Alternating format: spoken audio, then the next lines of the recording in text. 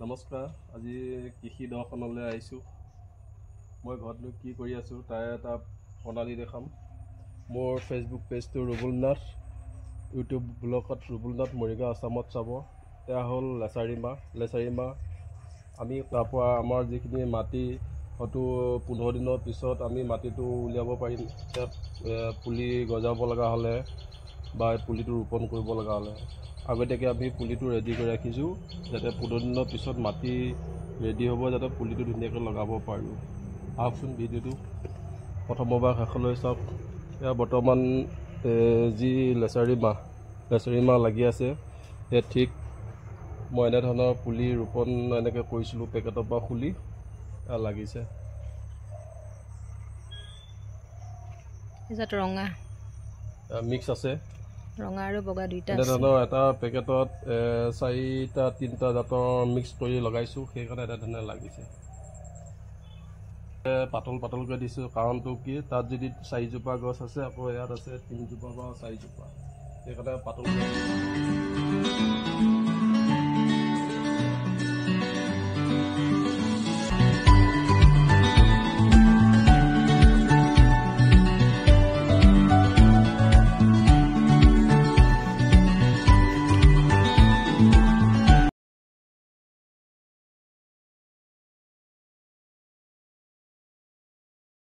দিব লগা হয়। আমাৰ বাঁহ কিমান লাগিব নিশ্চয় গম পায়। এডাল বাঁহত 120 টকা বা 100 টকা, তাত হাজিৰা কথা আছে, বহুত কথা আছে।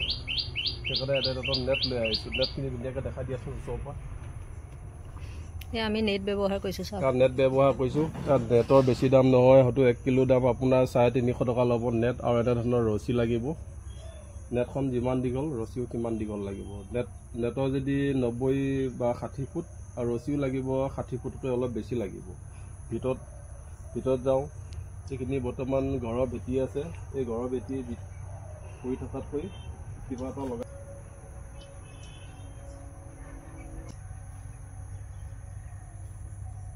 ব্যৱহাৰ কৰিব লাগে। হয়তো কুকুৰ, মেকুৰী বা চৰাই এনেকৈ সোমাব বিচাৰে, বা আপুনি কষ্ট কৰা খেতিডৰা নষ্ট হ'ব পাৰে। এনেধৰণে বাউণ্ডেৰী দিলে আপোনাৰ খেতিডৰা নিৰাপদে থাকিব, বা আপুনি নিশ্চিন্ত হৈ থাকিব। ভিতৰত কি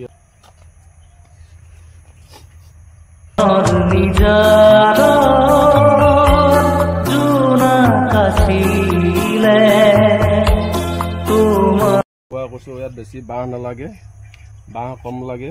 মই কি দিছোঁ, বা এনেকৈ দীঘলে দিছোঁ যেতিয়া অলপ ঘনাই দিছোঁ খুঁটিকেইটা। ইয়াৰ ৱেটটো বহুত বাঢ়ি যাব, এতিয়া কমহে বাঢ়িছে, আৰু এটা সময়ত মানে পূৰা ফুল হৈ যাবগৈ।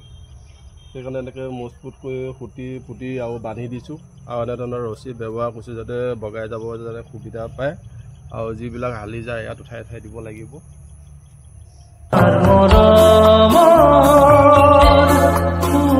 এটা কথা কওঁ, এনেকুৱা যিবিলাক শাক পাচলি বা লেচাৰী মাহ, দাংবডি বিভিন্ন জেগাত বিভিন্ন ভাষাৰে নামাকৰণ আছে। এয়া হ'ল কিছুমানে লেচেৰী মাহ বুলি কয় এনেধৰণৰ, কিন্তু ইয়াত এটা পোকে আক্ৰান্ত কৰে এই গছবিলাকত। যিটো পোক ক'লা, সেই ক'লা পোকটোত কি মেডিচিন দিলে আপোনাৰ বেমাৰটো নিয়ন্ত্ৰণ কৰিব পাৰি, বা এনেধৰণৰ ফুলত সেই বেমাৰে পায়, বা বেমাৰত পালে আপোনাৰ যিবিলাক এনেধৰণৰ লেচাৰী মাহ যে বাঢ়ি আছে, ইয়াতো বেমাৰে পায়। বেমাৰে পালে কি হয়, ফুলবিলাকো নষ্ট হয়, বা ইয়াৰ ফলটো নষ্ট হয়। সেইকাৰণে সেই বেমাৰটো নিয়ন্ত্ৰণ কৰিব বা ভাল কৰিবৰ কাৰণে কি মেডিচিন দিব লাগে, মই ইয়াতে আপোনালোকক ক'ম। আপোনালোকে তেনেধৰণে মেডিচিন ব্যৱহাৰ কৰিব, 100% মানে ছাকচেছ।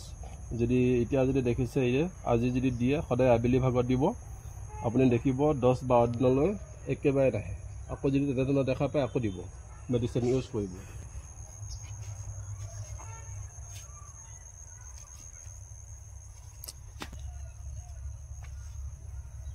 আৰু নিশ্চয় গম পায় আপোনালোকে, আজিকালি বজাৰ বুলি ক'লে সকলোৱে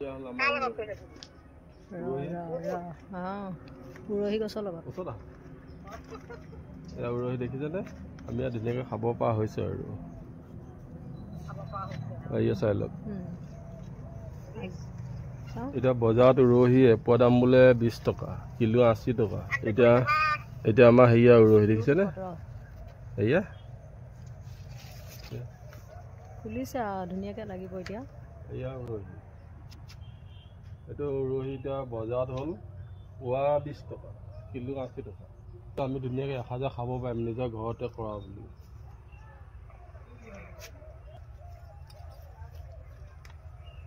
যেনে বজাৰ এখন মানে সকলোৱে বজাৰৰ শাক পাচলি খায়। বজাৰৰ শাক পাচলি কিছু ক্ষেত্ৰত মানে অতিৰিক্ত ৰাসায়নিক সাৰ ব্যৱহাৰ কৰে। সেইকাৰণে আমাৰ কি হয়, যিবিলাক শাক পাচলি বজাৰৰ পৰা কিনি আনে হয়তো আজি আনিছে, কাইলৈৰ পৰা আপোনাৰ হয়তো ৰঙা পৰি ততপা পৰি গৈছে বা পচিব ধৰিছে। পচাটো হ'ল মানে ই এটা সাৰৰ কাৰণে হৈছে বেমাৰ। আমি যদি এনেধৰণৰ যদি কিবা এটা যদি ঘৰতে লগাব পাৰোঁ বা সদায় খাব নোৱাৰিলেও 2-3 দিনৰ মূৰে খাব পাৰিম ফলটো লাগিলে। এয়া মৰিচা শাক চাওক, যে বহুত ডাঙৰ হয় আৰু। এখন যে চাং দিছোঁ, এই আমাৰ চাং মানে হেন্দালিখনৰ জাতিলাও দিছোঁ। হেন্দালিখনৰ চিপ আমি ফ্ৰেমটো বনাই লৈছোঁ আৰু ইয়াৰ ৰছী ব্যৱহাৰ কৰিছোঁ। ৰছী কেনেকুৱা ব্যৱহাৰ কৰিছোঁ, আপোনাৰ স্কোৱাৰ চাইজ। আমাৰ যদি ফ্ৰেমটো যদি আছে 10 ফুট বহল, দীঘলে যদি 15 ফুট আছে, হয়তো 15 ফুটত 16 ফুট দীঘলটো ৰছী কাটি লৈছোঁ একেবাৰে। আৰু যদি 10 ফুট আছে 12 ফুট কাটি লৈছোঁ। তাৰপৰা কিহৰ কাৰণে কাটি লৈছোঁ, বাঁহত মূৰত বান্ধিব লাগিব, সিটো মূৰত বান্ধিব লাগিব। এনেধৰণে হেন্দালি ৰছী ব্যৱহাৰ কৰা গৈছে। বা ৰছীটো যদি আমি এইটো ছিজন আমাৰ যিমান টাইমলৈ ফলটো লাগিব, যেতিয়া গছ শুকাই যাব আকৌ ৰছীবিলাক সামৰি দিম। আকৌ যেতিয়া ছিজন বা কিবা এটা লগাম, তেনেধৰণে আমাৰ হেন্দালি চাংখন বনাই ল'লে আমি আকৌ তেনেধৰণে ৰছী বান্ধিলে আমাৰ হয়তো 6-7 বছৰলৈ নিশ্চিন্তকৈ ৰছীবোৰ মানে লাষ্টিং কৰিব বা ৰছী অলপ ডাঙৰ লাগিব। এইবিলাক ৰছী বজাৰতো পায়।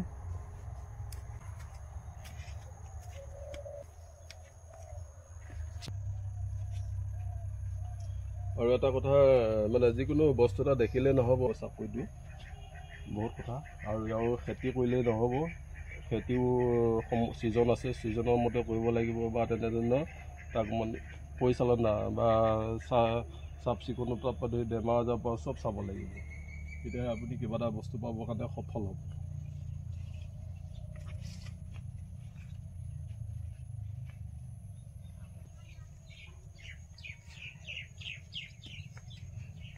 চাইলক কিমান দীঘল হৈছে। 1 কিলোত বৰ্তমান হেন্দালি দাংবডীৰ দাম আপোনাৰ 1 কিলোত এতিয়া বৰ্তমান 80 টকা হৈ আছে। 80 টকা এতিয়া মই ঘৰতে লওঁ বুলি ক'লে ল'ব পাৰিম। যা কষ্ট কৰিছোঁ, ফল এয়া লাগিছে।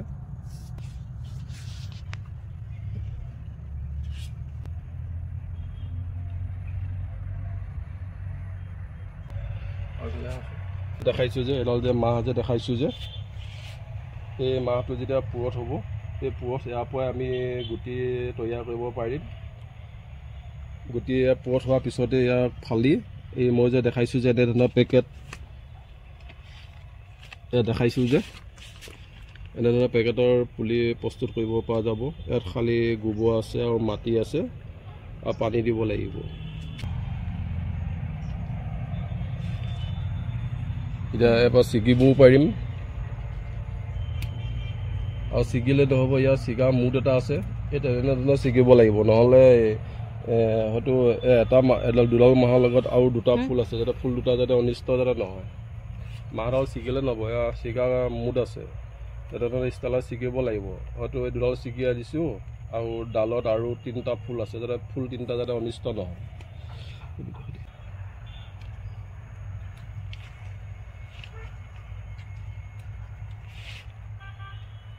আৰু মোৰ ভিডিঅ'টো যিসকলে চাইছে, মোৰ ভিডিঅ'টো ফ'ল' কৰিব, লাইক কৰিব, শ্বেয়াৰ কৰিব, কমেণ্ট কৰিব। এনেধৰণৰ নতুন নতুন ভিডিঅ' পাবৰ কাৰণে মোৰ পেজটো ফ'ল' কৰি ৰাখিব। ইউটিউব ব্লগৰ ৰুবুল নাথ মৰিগাঁও চামত চাব, ইনষ্টাগ্ৰামত চাব ৰুবুল নাথ, ফেচবুক চাব ৰুবুল নাথ।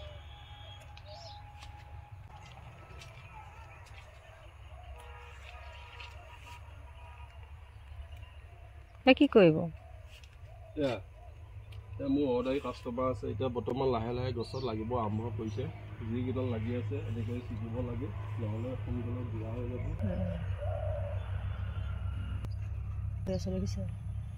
সাৰ নিদিয়াকৈ কৰা খেতি। এই ভেন্দি লগাই আছোঁ আকৌ নতুনকৈ। এনেধৰণৰ নহয়, সম্পূৰ্ণ গোবৰ সাৰ, পানী।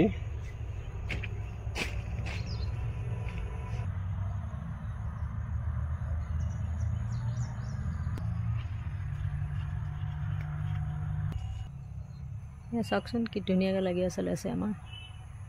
এয়া দেখিছেনে লাগিছে আৰু